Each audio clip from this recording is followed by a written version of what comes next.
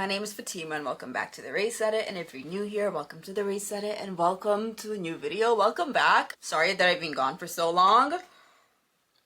I have no idea what I'm doing in this video. Can I be honest with you guys?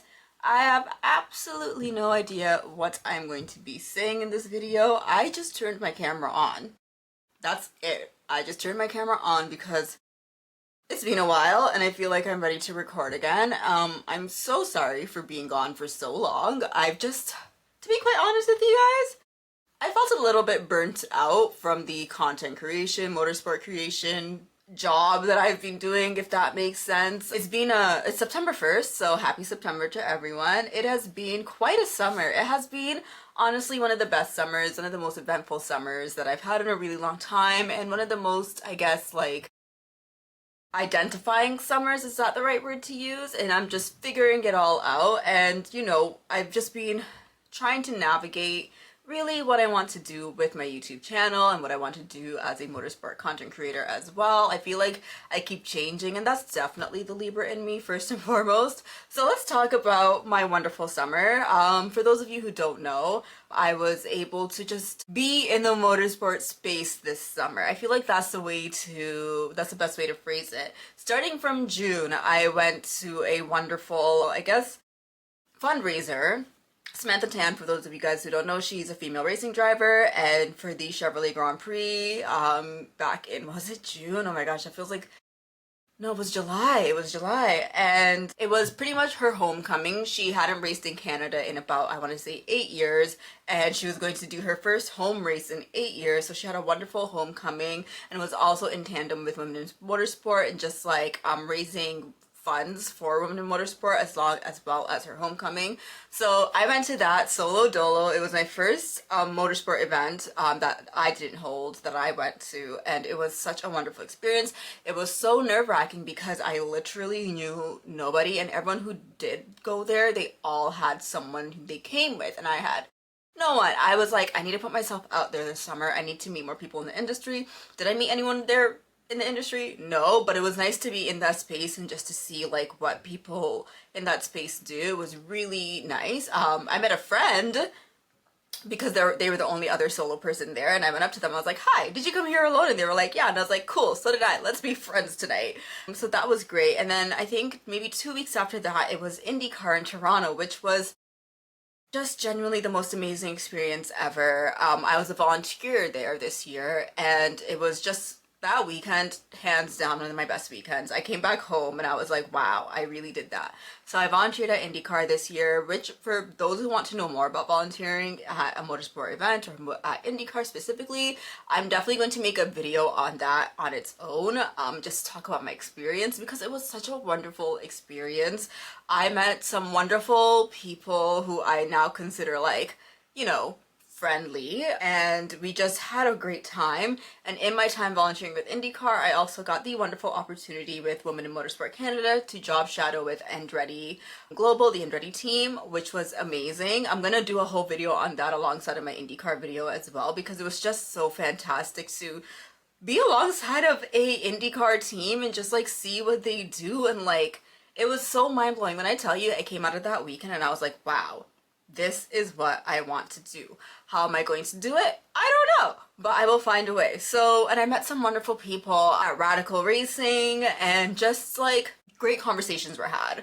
And I came out of that weekend like, this is amazing. This is the best. I'm going to get my motorsport on. I'm gonna go make my YouTube videos, my TikToks, my reels, my shorts, everything. I reached out to so many people, and people that I spoke to during that weekend, and I was like, this is it. Now is the time. And then it all just went silent, including myself. It went silent in the sense that I felt like I had met some amazing people, and I got to know some wonderful people, and got great conversation and got some great contacts, and then everything just kind of went nowhere. And I was like, now what do? I thought I did all the necessary steps that I was meant to do to help build and grow. And for those of you who don't know, well, you should know by now because I said I did IndyCar Toronto. The Canadian motorsport scene is very hard to get into. It's extremely hard to get into. Everyone knows everyone, and it's a very small industry from what I've learned. I'm like, I don't want to step on any toes or press any toes either. I don't know enough people to even wrong anyone. I don't know anyone to wrong anyone. So I was like, I'm not gonna step on any toes. I'm just going to mind my business, reach out to the people that I need to reach out to, and if I hear back from them, great. If I don't, that's okay too. It's such a small industry that I don't want to like upset anyone. So I think maybe I felt a bit discouraged after the July that I had, the amazing July that I had. I felt maybe a bit discouraged because I was like, wow, I know I have a great attitude and a great personality and that I don't go into anything with any ill intention also. And I was like, I thought I had done all the necessary steps that I needed to do in order to advance my career in the industry, but maybe I didn't do it in the right way. I don't know, and I guess I will never know. So I guess I felt a bit discouraged, and it worked out perfectly because we had summer break in F1, and I was like, well, I don't really need to post anything right now because there's not a lot going on right now because everything's quiet, of course. So I just kind of took that time to really think and reevaluate what I want to do. And when I tell you I still don't know what I want to do, I think I'm just taking the pressure off because I had put a lot of pressure on myself to make sure that I had uploaded quality videos every single week if I could, if not every single week, every 2 weeks, and to make sure that I was posting TikToks, posting reels, doing shorts, making sure that they were all user friendly, yada yada yada. And I put so much pressure on myself that I was like, wait, I took this summer off to breathe. Why am I adding more pressure on myself? When the entire reason I took this summer off was so I could get out of this burnt out feeling that I was having for such a long time, and now I'm burning myself out during the time that I should be not figuring out what it is and like just relaxing also. Yeah, it's a weird space to be in, but I think that I'm out of that space now again and I want to come back in front of the camera again because I really enjoy speaking to the camera and I'm just taking the pressure off. Like, I started my YouTube channel because I wanted to make content for myself because I was seeing that there was a gap in what I wanted to see really, and I was like, well, if no one else is going to do it, I'm going to do it. And then I fell into this trap of, you know, having to keep up with the numbers, and if this person's doing this on social media, I should be doing that too. It's like, oh, this person started their social media account the same time that I did, but they're here and I'm here. And I got so in my head and I was like, wait a minute, that's not why you started this at all. I could get one view. Literally, I could get one view and I'm happy. And that's where I need to go back to. I just don't care.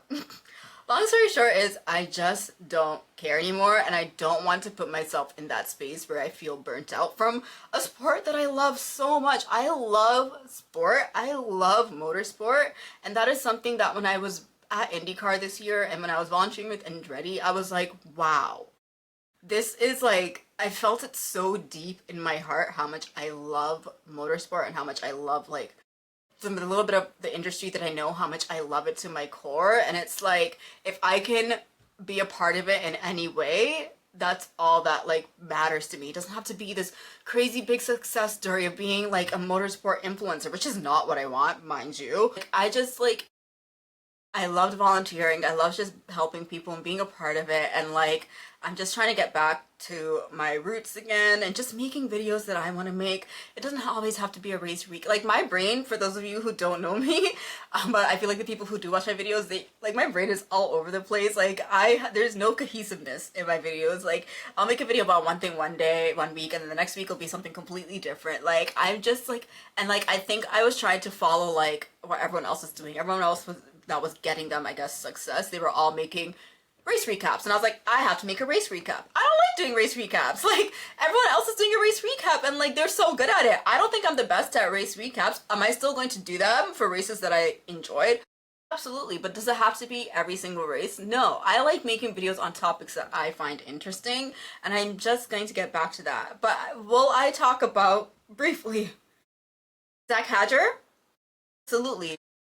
The first race back, that was the most unserious race for me because like I said, I feel like I was so burnt out that I didn't even want to watch this past weekend's race because I was like, I'm done. Formula One is draining me. Da, da, da. And mind you, the only reason it's draining me is because my team is just struggling. But I was like, I'm not gonna watch it. So I actually missed FP1, FP2, and FP3 Did I even watch qualifying? I can't remember. I definitely didn't watch qualifying. I watched the very tail. To be honest, qualifying stresses me out every time, so I try and like I can't. Q1 stresses me out bad. I'm like, okay, once we make it past Q1, I'm like, okay, we're in Q2. That's cool with me. Q3, we made it. We made it. As long as I'm in Q3, we made it. So I came in at the tail end of Q3, and I saw Oscar got pole, and I was like, heck yeah. And I saw Isaac Harger. Am I saying his name right? Is it? I know Isaac Hadger. I want to get that right because it's disrespectful to not get a person's name right. But I did see that he was in P4, and I was like, heck yeah. And then I woke up and I was like, I'm gonna watch a race because I hate missing a race start. I don't know, there's something so special about the race start to me. I hate missing it. So I watched the race start. I was so sleepy. It wasn't even that early. I just wanted to catch up on sleep because I did not have enough sleep over the past few days. So I watched the race start. And I was like, all right, cool. Oscar maintained his lead. That's all I wanted. And then I saw Max overtake Lando, and I was like, cool. I had it on like the lowest setting volume, and I went back to like closing my eyes. And then I started paying attention, and I saw Lewis Hamilton crash, and I was like, I'm done. I was like, this is not what I signed up for. It's like, you're already on thin ice with me, Formula One. And now Lewis Hamilton's gonna crash? The way I closed my laptop, I said absolutely not. But you know, like, I'm a glutton for punishment because I was like, all right, but I still want to know what's going on in the race. So I was online on social media, and I was like, cool, this is what's going on. And then I saw people tweeting things, and I was like, let me turn the race back on. So I opened my laptop up again. I went back on F1 TV, and I said, Leclerc, where'd you go? I said, there's just no way. But, you know, selfish me in the sense of, like, I was like, at least the narratives can't narrative, because I was like, both Ferraris are down. And I will talk about where my brain is with the space of F1, like, fans and media, because I think a lot of that is what's been, causing me to, like, kind of, like, take a step back, because I hate negativity. I hate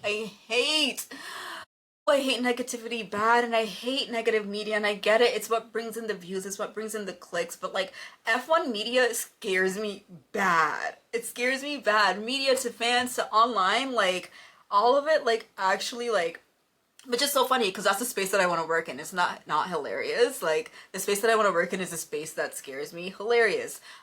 Maybe not scared. F1 media is like, it's such a weird space because I love it and it also scares me at the exact same time. That's really what it is, and it's like the space that I want to be in and like I'm actively working towards, but I'm just like, can we all tone it down a little bit? Just a little bit. Maybe, please, perhaps. So yeah, I was like, in a weird way, I was like, dang, it really sucks that both Ferraris are out, but I was also like, oh my gosh, both Ferraris are out. And as a Lewis Hamilton fan, you'll know why I was happy about that, because it's just, the media is just not a good place for that man. It's really not. And I just couldn't. And that's honestly one of the biggest reasons why I took a step back this year, because I was like, if I'm feeling this way, goodness knows what he's feeling, like, and he's the driver. So when I saw Leclerc out, I was like, dang, Ferrari, what's going on? What's going on? So then I was like, all right, cool. I saw all I needed to see. And then someone had posted something about Sainz, and I was like, what's going on with Sainz? And I said, wait a minute. Cool. And then I was like, all right, well, I have to watch the last bit of the race. So I turned my laptop back on, and I was like, Lando Norris? I said, oh, honey. Oh, honey. Oh, honey. You all know that, like, I'm rooting for Oscar to win the championship, but man, that was something else. That was something else. I was so sad for Lando because I was like, it just feels like he keeps getting whacked. But I was also so happy for Hadger because I was like, that's the rookie that I support. That is, I mean, to be fair, I'm rooting for all the rookies because they're kids. Quite literally. They are kids. Kimi Antonelli is a child. Okay? He is a child! Stop being mean to him! But like, Hadjar is like the one rookie that I'm like, I really want to see him succeed, so Red Bull, leave him alone while we're at it. But yeah, so I watched the race, I enjoyed the race, and I think that's really all I need to say about the race. I don't really need to go into the intricacies of everything that happened because there's so much people who do that in such a wonderful way that you don't need me to do it, you know? And I guess that's where I'm at right now with my channel, with my social media, with everything in between. I'm still going to continue to make my videos because, like I said, I love talking to the camera. It's like a release for me. You guys know I'm not a big editor. I don't do all of that. Like, I just talk to the camera and upload my little videos. And I think I just need to get back to that. I was really stuck in this, I guess, place of I have to do what everyone else is doing, and that's not who I am. That's never been who I am. So, yeah, stay tuned. I'm gonna make my fun videos and we're just gonna have a great time here, and I'm not gonna add undue pressure onto myself. It's just, that's not what the Race Edit is about. That's not what the Race Edit is about at all. And with that being said, I think that's all I have to say. I know that I posted something a week ago, no, not even a week ago, a couple weeks ago, where I was like, guys, you don't understand. You don't understand. You don't understand. I made this video. I talked about my experience at IndyCar. I gave such wonderful tips and tricks. I talked about how I had such a great time. It was the most loveliest time, and I looked so super cute in it. And then, my audio. When I tell you I sounded like Alvin and the Chipmunks, I do not know what happened. I do not know what happened. When I tell you I sounded like Alvin and the Chipmunks, I could have cried. I could have cried because that was the first time I turned on the camera in a really long time, and I was so excited to make that video. I got all dolled up. And then my audio. And it was a 44-minute video. 44-minute video, straight yapping, straight gold that I was giving you guys, and I couldn't save the audio. I tried, I couldn't save the audio. I don't know what, it was the service that I was using, the third-party service that I was using. I didn't use my camera directly, which I'm doing for this one because I'm not having that happen again.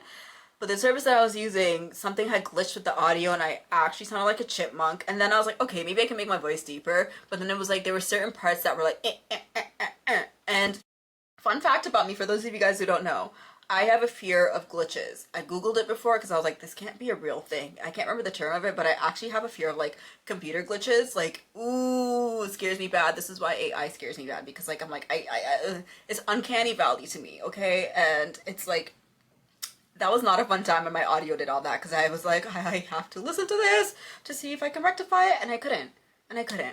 So yeah, there's that. But thank you all so much for sitting here and watching this video. I don't know what I said. I never know what I say. I just speak.